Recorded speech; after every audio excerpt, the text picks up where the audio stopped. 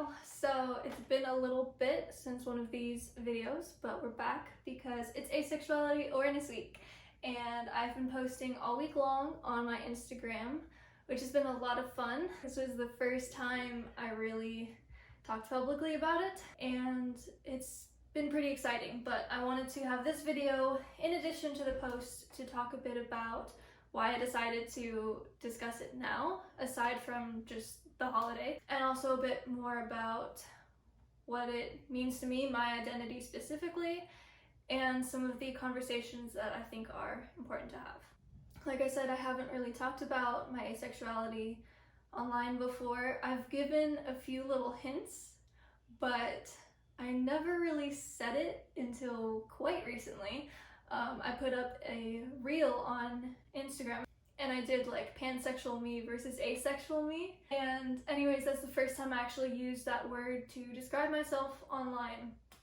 One of the other hints that I put up in one of my YouTube videos, I think it was like introducing a song or something, and I was excited about all the rings I had on. And then I pointed out this black one, and I was like, if any of you know what this means, but that's for another video. And then I never made that video. But if anybody did know from that or looked it up or anything, then they would have found a black ring on your right middle finger is a symbol for asexuality. And then the other one is a little more, probably the most subtle of all. I put up a song on YouTube called Everybody Does It. That song was actually a hint, kind of.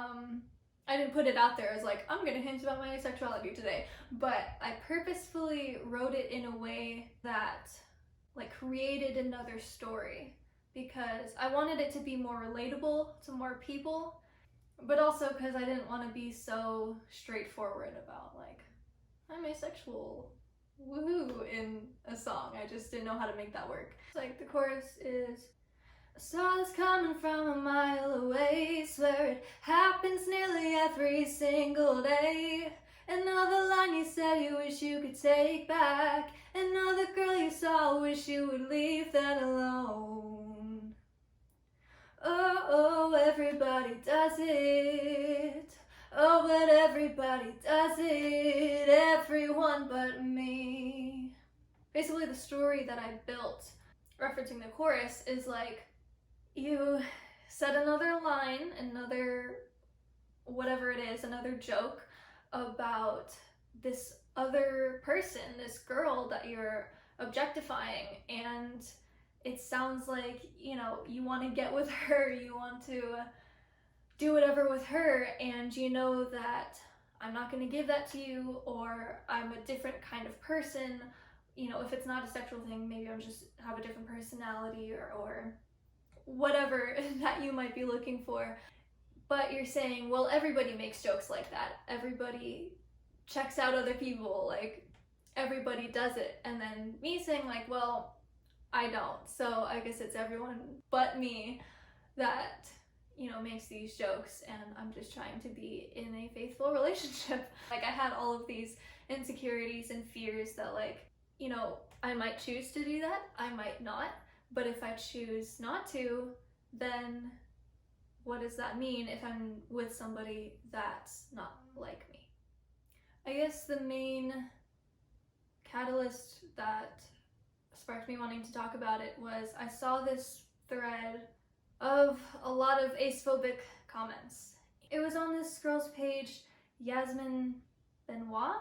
I don't know if that's the right way to say her name, but she is an asexual activist and a model. Anyway, she had posted some photo on Twitter, and there were all these comments that were like, there's no way you're asexual, or calling her names.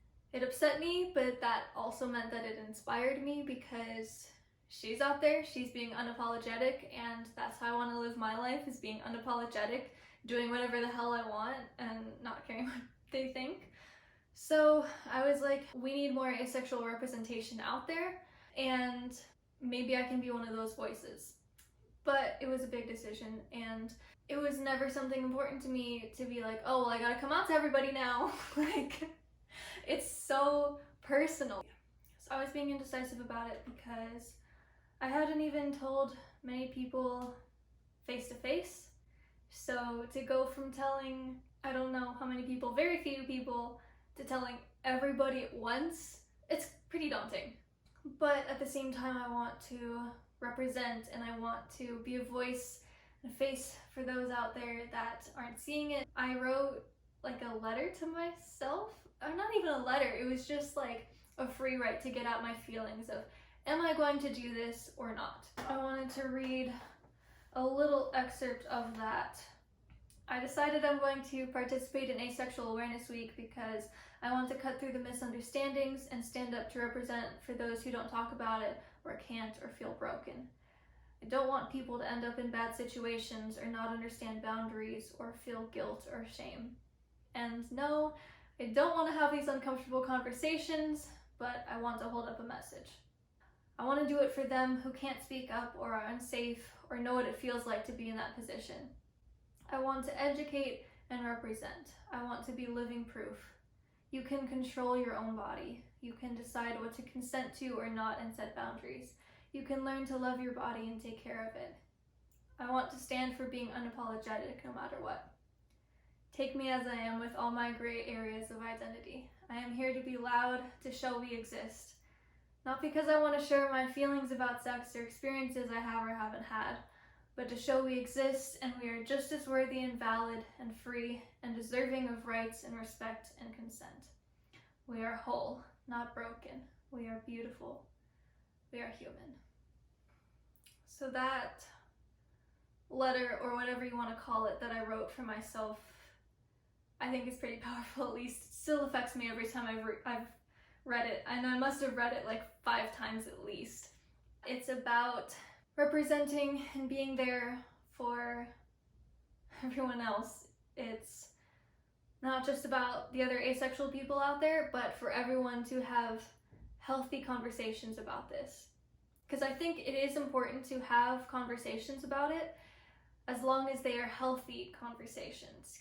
Pride is powerful, and I want to have control over my body, and I want to keep reminding myself to be positive about my body and keep boosting my mental health and accept myself as I am, because this is what I got.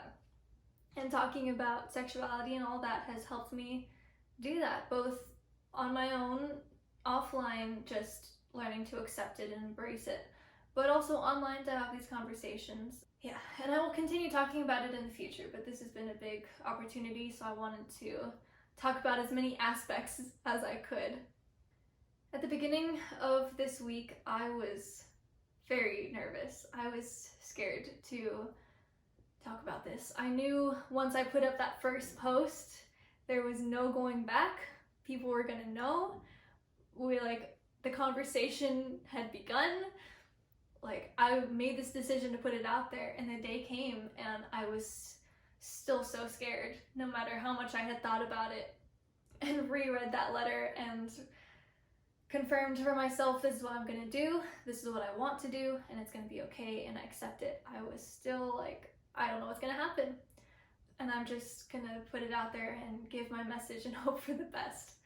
So I did it, and I just want to say you all have met me with acceptance and love at all of this, at everything I've put out, and it means so much to me. There's been twice, I'd say, that I almost broke down a little bit because I was just so touched by some of the comments and messages that I've gotten from people with just so much love, and yeah, it meant a lot to me to do this scary thing that is important, and then having that fear of negativity and instead getting such positivity back. So maybe you can help share the message and spread the awareness, and we'll keep having these conversations, hopefully less rambly over time, but I'm working on it. No matter what, you're valid, and I hope that something I've said has resonated with you or helped you. You don't owe anybody anything, and you are valid and lovely. So we're gonna leave it at that long message.